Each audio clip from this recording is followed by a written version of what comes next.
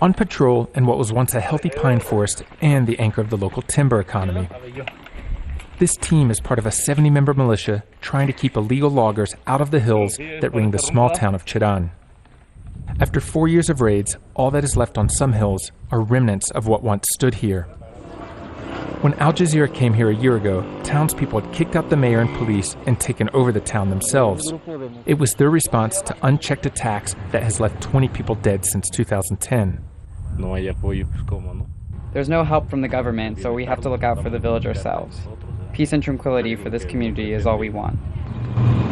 The villagers ended up playing a strong hand against illegal loggers, kidnapping some and burning their trucks.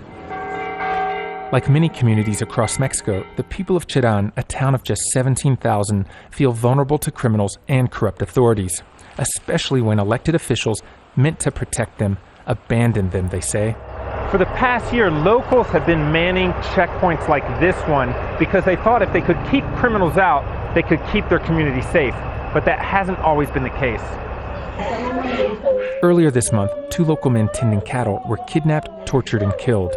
One of the victims made a phone call to his family before being murdered.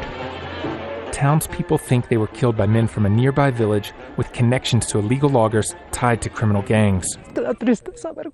It makes me sad just seeing how the land is now and knowing that they are still threatening us because they couldn't cut down all the trees here. And it makes me sad. Think of the townspeople who died for defending these trees. It's just sad. In their desperation, townspeople stormed the Michoacan State Congress earlier this month. One man wearing a mask for his protection urged leaders not to toy with Chirán, but instead protect the community. The state interior minister says the townspeople's demands are unrealistic. It's impossible for any state to have 1,000 policemen in the woods so that they can go out after each villager that goes out in the hills. I don't think there's any state in the world who can have police protecting their forests. Villagers hold out hope, at least, in themselves. They've begun replanting the forest, tree by tree. We'll keep defending what is ours, for us and for our children, who are growing and flourishing. Town elders like Josefina want the next generation, at least, to inherit a new forest and the responsibility to protect it. Adam Rainey, Al Jazeera, Chirán, Mexico.